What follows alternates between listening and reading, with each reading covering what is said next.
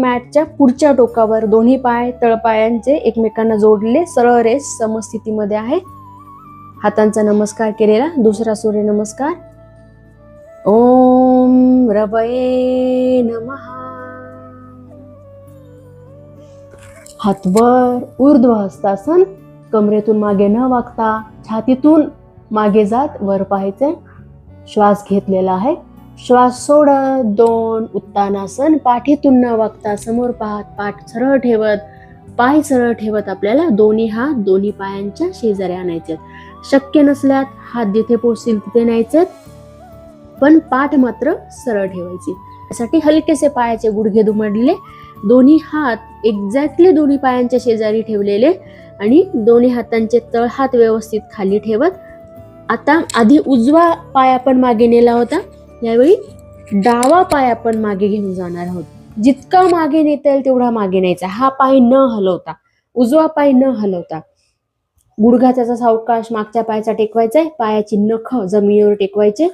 हाताच्या बोटांवर एक टेलबोन पुढे ढकलत, कंबर अशा रीतीने तिरकी न ढकलता दोन्ही बाजूने कंबर एका रेषेत आणि मध्यभागी जे टेलबोन आहे ते पुढे ढकलत छातीवर उचलत श्वास घेत आपण आलेलो आहोत अश्वसंचलनामध्ये.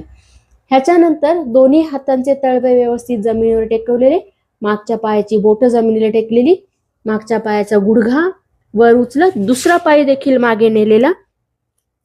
अश्वसंचलनामध्ये घेतलेला श्वास होल्ड करत पाठ, छाती आणि कंबर, खांदे, पाठ आणि कंबर एका रेषेत ठेवत समोर बघत आपण आलेलो आहोत चतुरंग दंडासन.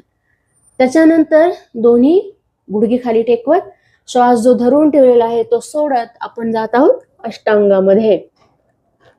ह्याची प्रॅक्टिस करा. कंबर सहित खाली येऊ नका. श्वास घे. ऊर्ध्वमुख श्वानासन. पायाची मागे एका सरळ रेषेमध्ये कमरेच्या पाय असू देत.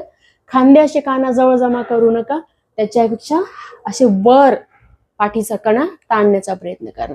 घेतलेला श्वास सोडत अधोमुख श्वानासन. पाठीतून वाकू नका. पाय गुडघ्या सरळ ठेवा. हातांनी कंबर वर ढकलण्याचे आणि नंतर कमरेतून टाचा खाली ताणण्याचा प्रयत्न करा.